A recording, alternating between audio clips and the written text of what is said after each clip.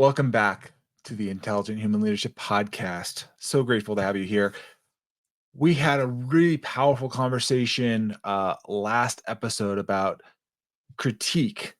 And if you missed that episode, I really encourage you to go back to it. I'm going to build on it in this episode because critique is one, or criticism, I should say, criticism is one of what we call the four horsemen. For those of you that may have heard of John Gottman, he's just an excellent scientist, a man that has studied marriage for decades. And he talks about the four horsemen. You might have heard of the four horsemen of the apocalypse, right? The beginning of the end. And one of those is criticism. Now, criticism in of itself isn't necessarily bad or good, but it can come off that way. It can come off negatively if you're not careful with your voice. And so, what I thought would be an interesting one is I always lead from what I live. I'm going to pull back the curtains, if you will. You guys know I've shared some different things in the past regarding relationships, dynamics, and I'm going to be pulling and sharing up my 5 voice order with you on the podcast today. I've shared and talked about my primary voice, but I haven't talked too much about my nemesis voice, or the voice that is completely opposite of mine, which just happens to be my wife's voice. My wife is a guardian voice. And so I thought it would be great to take this opportunity on the podcast today to help you be that intelligent human leader, know where your voice is and how is it when it matches up with others that are different than yours.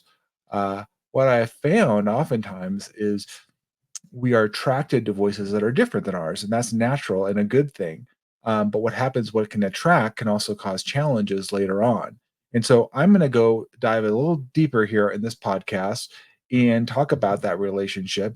For me, it's a marriage relationship, the most intimate relationship you can have with another person. But this goes into all different aspects of life, recognizing where your voice is and how is it with other people in your life. And it doesn't really matter what the voice is. These um, Four Horsemen, and you guys can look it up. Go look up John Gottman, Four Horsemen. I can give you guys a link to it. But there's 4 elements that are kind of the death nail to any relationship, really, not just marriage, but this is commonly associated with marriage. Criticism, contempt, defensiveness, and stonewalling. If you're experiencing one or more of those in any relationship, marriage or otherwise, it doesn't point to a successful relationship in the long run. Now, the good thing is you're here on the podcast and you're learning and you're becoming that more intelligent human leader, leading yourself and all those around you, including your wife, your children, your coworkers, right? Your community, the organizations you're a part of. So what I'm here to do is help equip you, not just give you knowledge, but to help you actually apply it in your life. And so what I thought in this episode is I'll go through a real world example of the challenges that I personally have faced and continue to challenged and faced, where I've talked about know yourself to lead yourself. We all have tendencies. Some of these things don't ever change per se in the meaning of what our default way of being, but we can adjust our actions and behaviors to get a new desired result. Our mindsets can shift. And so I'm going to give you some resources in this podcast that will help you in the dynamics to come out on at least you personally, on a better note, on a better way of being. It may not save your relationship, I got to be honest with you, but at least you're going to be in a healthier place. It takes 2 to have a relationship. It's not one-sided. And so at least today on the podcast, you're going to be able to walk away and have some actionable items that you can apply in your communication with your spouse, your children, your coworkers. So for those of you that may have forgotten or aren't familiar with the 5 voices framework, I'll briefly go over that with you, and then we're going to dive in. I'm going to focus mostly on the connector voice. That's my voice, my first voice, I should say. And that is a future-oriented voice. And for those of you that are going to watch this on YouTube, if you're listening, I'm going to pull up my actual voice order assessment. So this is something that you can get when you work with me. You can take the free assessment for a single voice, but you can actually get all 5 voices and a lot more to it, where we do a deep dive on how and where you are and how this matches up with you. But what I want to jump to in this diagram you're going to see is I'm just going to talk briefly about them so you can see them on the screen, those of you that are listening.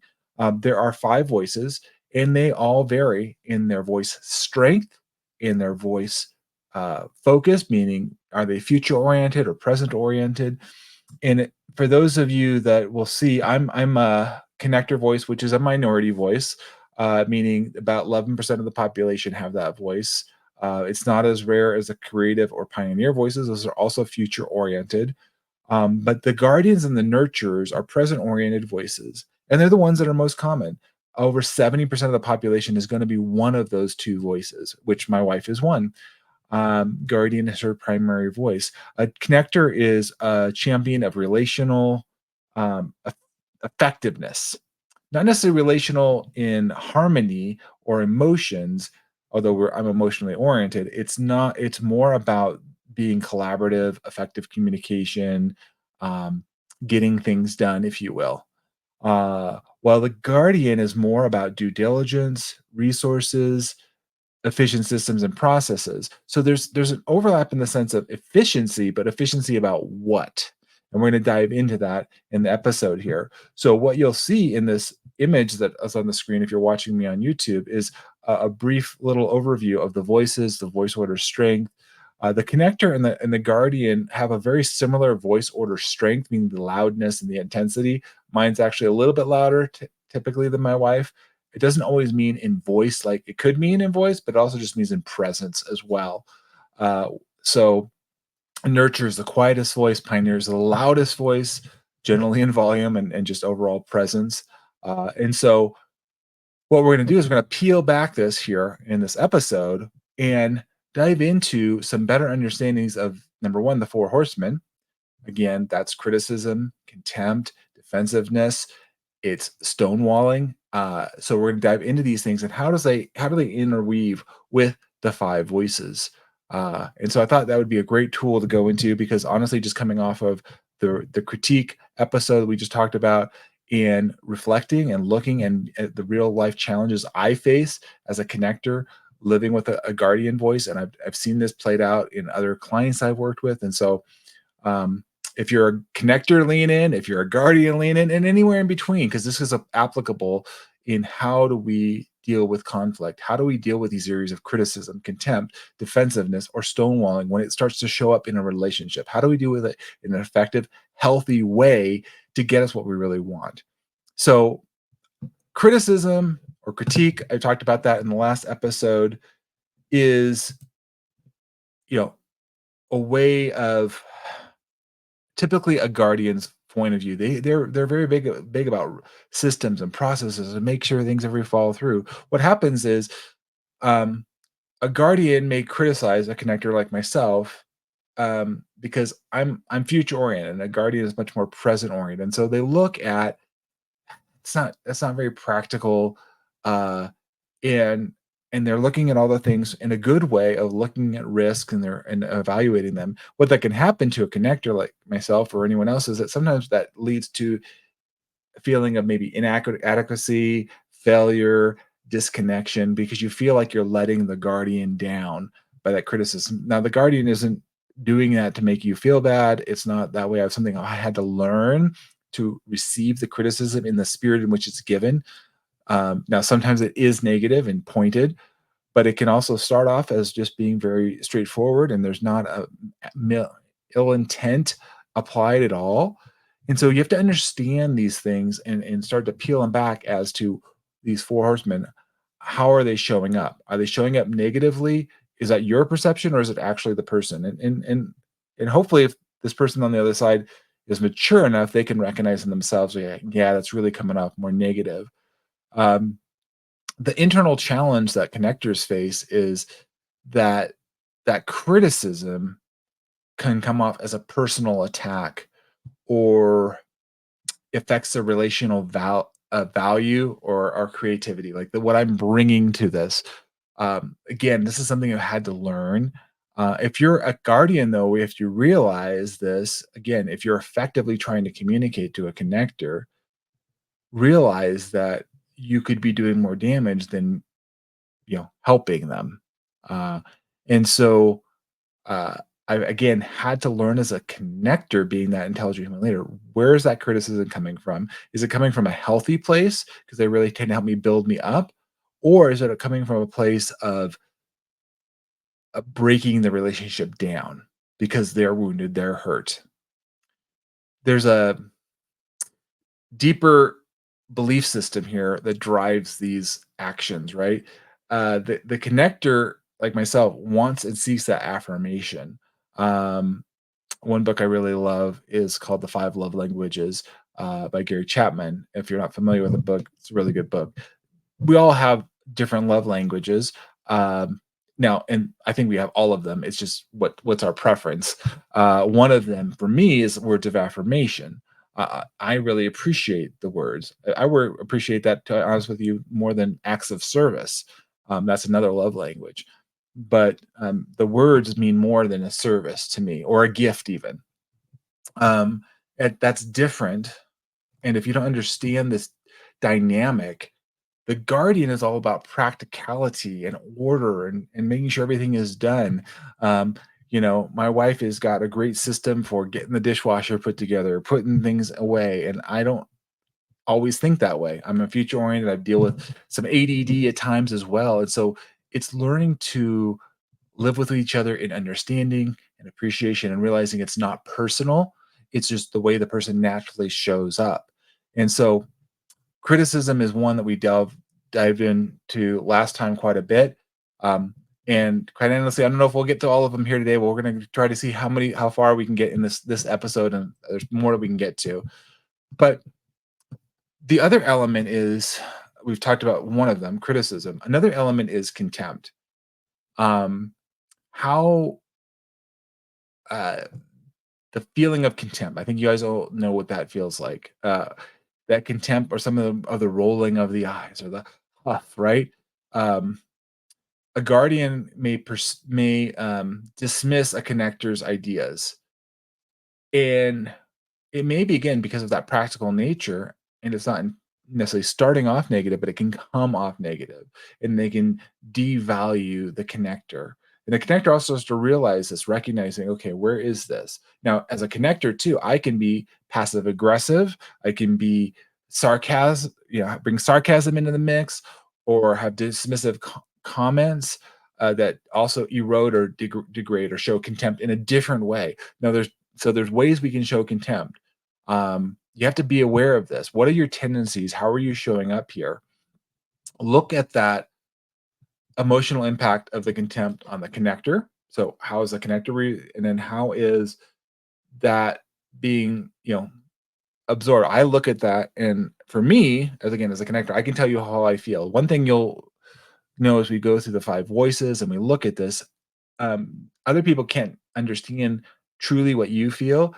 uh it's only what you determine your feelings, and the better you get at identifying the feelings, the better then you can actually make changes or adjustments for them. Um so again, there's beliefs about recognition, how I show up, um and how they're different than guardians and connectors. Guardians, although they might, they appreciate, most people appreciate some words of affirmation. They're more about, if you follow the system or the process, if you go through these steps, that's more meaningful to me than you just saying you're going to do it, or even you try to do it and you mess it up. I want to see you do the actions. I want to see you follow the steps. And when you don't do the steps, they feel slighted, or they feel like, man, is this personal? And so again, the dynamic here is, we can again hurt each other, and recognizing, how am I showing up? Am I starting to show contempt because they're showing contempt to me? It devolves down. And then we can get into the area of defensiveness, the third area under the four horsemen, where have you ever felt, on defense? The guardian is looking for stability, the connector is looking for relational harmony, and so you're have competing things. I want these things all taken care of. I want to have this connection here, and so one doesn't happen with the other. Uh, that defensiveness erodes trust. It erodes the communication, and it leads to further disconnection within both parties. And then what happens there, right, is internally we our trust and vulnerability goes down, and so we stop our we're either relationships are either building up or they're breaking down, right? So if we start to see defensiveness in ourselves or our loved ones, that should be a warning sign to you to say, okay, wait a minute, something in there is not healthy, something is not right.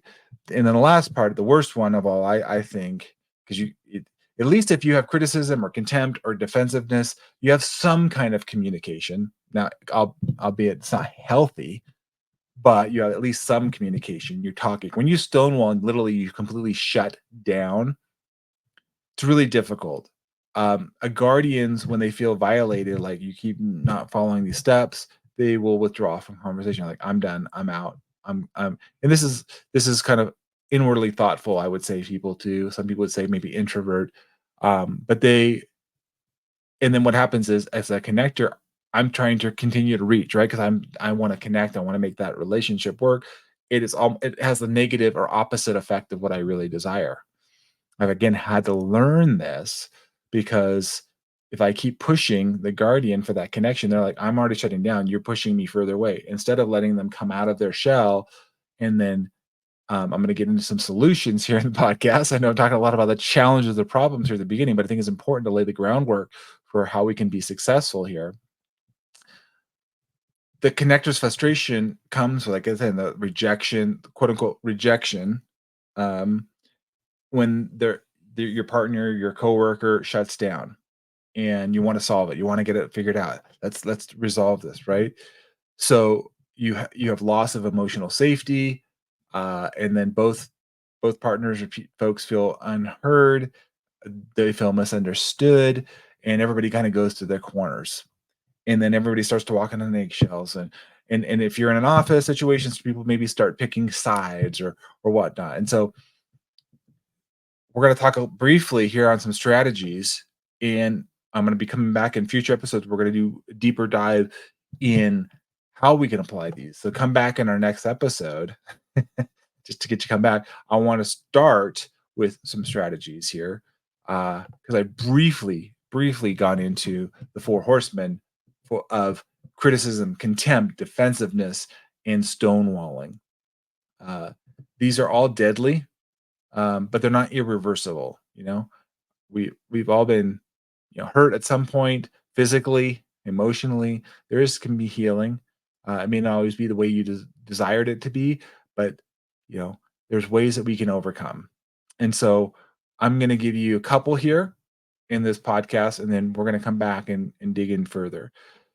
But let's talk about criticism. Let's challenge ourselves to look and how do we overcome this?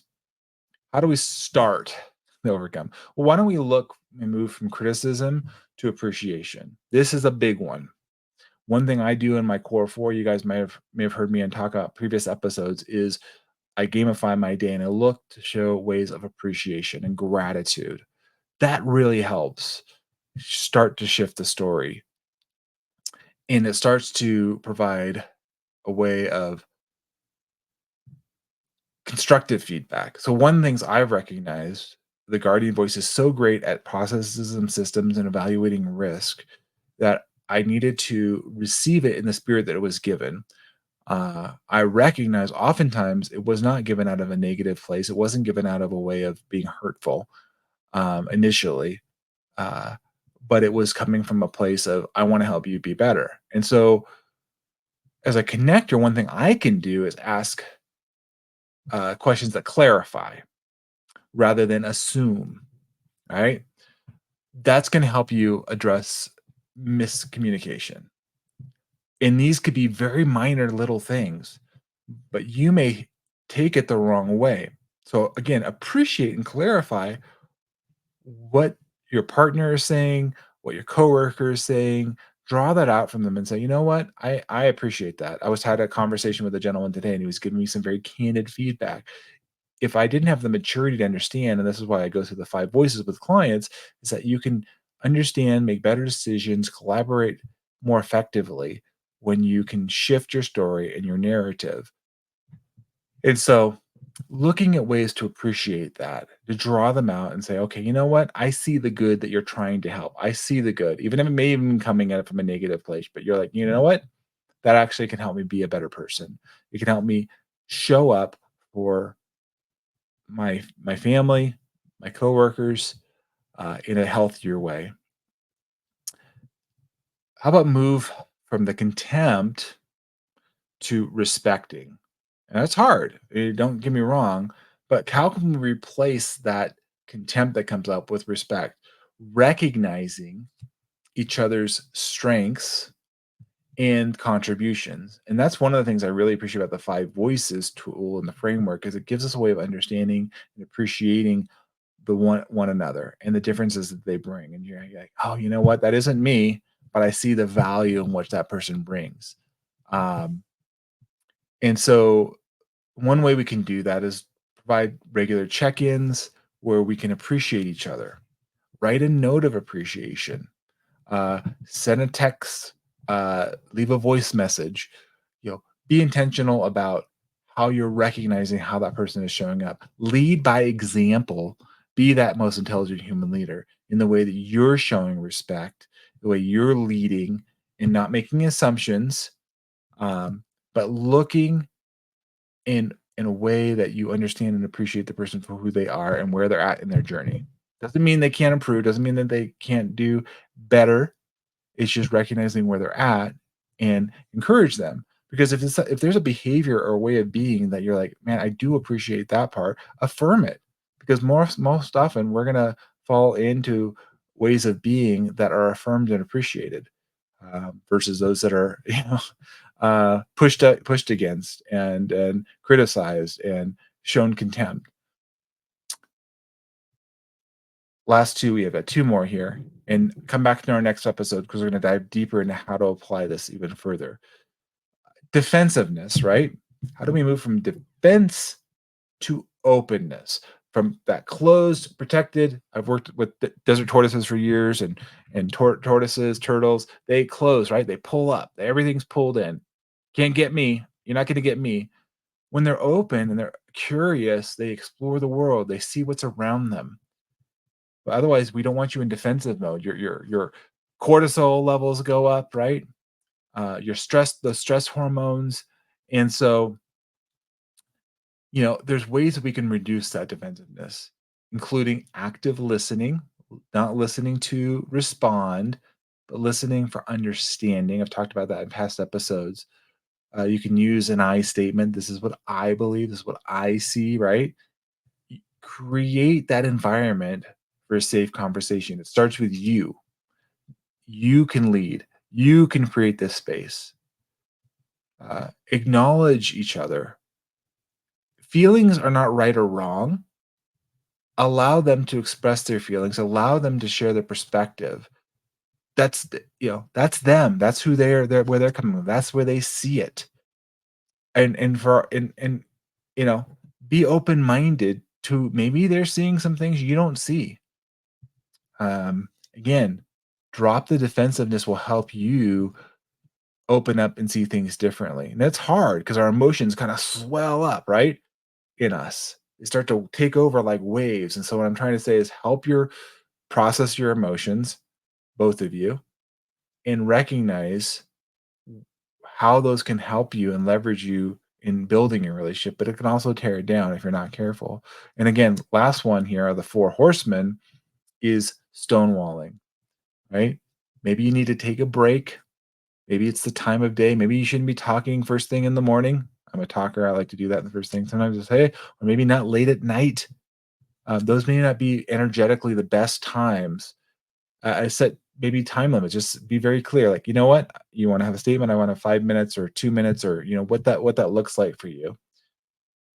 Um, it may even mean scheduling a regular connection time, uh, like just to keep the relationship strong. Because you're like saying, you know what, you're worth it. It's intentional. Let's spend 5 or 10 minutes here. Um, that works for you. So we could do a check in. Where are we at right now? And you're not going to solve the whole world's problems right there, but even if you can start to have some conversation to build on that patience and empathy for re-engaging will pay dividends. Again, you cannot force a person into the relationship. You can't force them. You can't twist their arm, right? But these are some ways how you can be that intelligent leader, knowing your own voice and the voice of others around you. That's what this whole podcast is about. That's why I'm here. That's why I coach others in their teams together. I recently have just been certified with 5 voices for teams, and I would love to help you and your organization apply this learning and understanding to be healthier. The more we do this intentionally, the longer and the better organizations will run. For any of you that have owned a car, if you don't do the regular maintenance and you just run that thing into the ground, it's not going to last you long. But if you take care of it, if you do the maintenance, if you look at that, you're going to get paid dividends. It's actually going to take you on long trips. It's going to get you where you need to go, in comfort, in style. And that's what I want for you, being that intelligent human leader. We're going to come back on our next episode, and we're going to dive deeper into applying the 5 voices in daily communication.